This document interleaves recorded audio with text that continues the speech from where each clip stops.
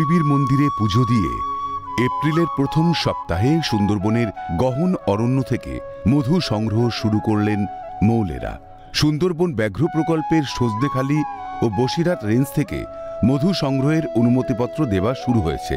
টানা 1 মাস ধরে সুন্দরবনের অরণ্যে মধু সংগ্রহের সুযোগ পাবেন তারা। মোট ৪৫টি দলে প্রায় ৩৫০ জন মৌলে এবার মধু সংগ্রহ অভিযানে নেমেছেন। প্রতি বছরে এপ্রিলের শুরুতে মধু সংগ্রহ করতে জঙ্গলে রওনা দেয় মৌলেরা। বাঘের মুখোশ পরে তারা জঙ্গলে 15 দিন থাকবে এবং মধু সংগ্রহ করবে, যাতে কোনো রকমে অপ্রীতিকর ঘটনা না ঘটে সেদিকেও নজর রাখবে বন দপ্তরের কর্মীরা। অনুমতিপত্রের পাশাপাশি মধু সংগ্রহের সরঞ্জাম হিসেবে মুখোশ, গামছা, মধু সংগ্রহের বিশেষ টুপি, জার্সি, গ্লাভস সহ নানা সরঞ্জাম দেওয়া হয়েছে বন দপ্তরের তরফ থেকে। বিপদের ঝুঁকি আছে, ডাকাত আছে, অনেক কিছু আছে, ডাকাতি করে নিচ্ছে বা জঙ্গলে বাঘ আছে জেনেও আমরা যাচ্ছি, কী করবো, আমরা পেটে দাঁড়াতে যেতে হবে। গত বছর সুন্দরবন থেকে সংগ্রহ হয়েছিল 17 টন মধু। যদিও এবার সুন্দরবন থেকে 10 টন মধু সংগ্রহের লক্ষ্যমাত্রা ধার্য করা হয়েছে, তবে লক্ষ্যমাত্রা থেকে অনেক বেশি মধু সংগ্রহ হবে বলেই আশা করছেন মৌলেরা।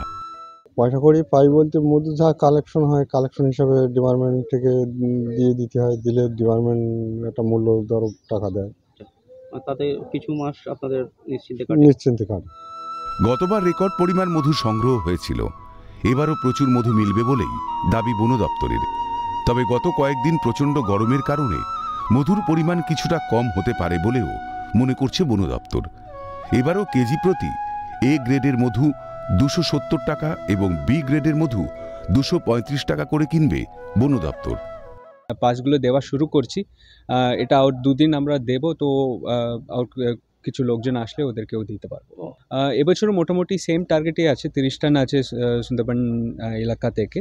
কিন্তু এবছর আমরা দেখতে পেরেছি অনেক গরম পড়ার জন্য অত মধু উদ্বোধন হবে না বলে মনে হচ্ছে, কিন্তু আমরা বলতে পারবো না এখন, আর সময় আছে, 1 মাস সময় আছে, তারপরে আমরা বলতে পারবো।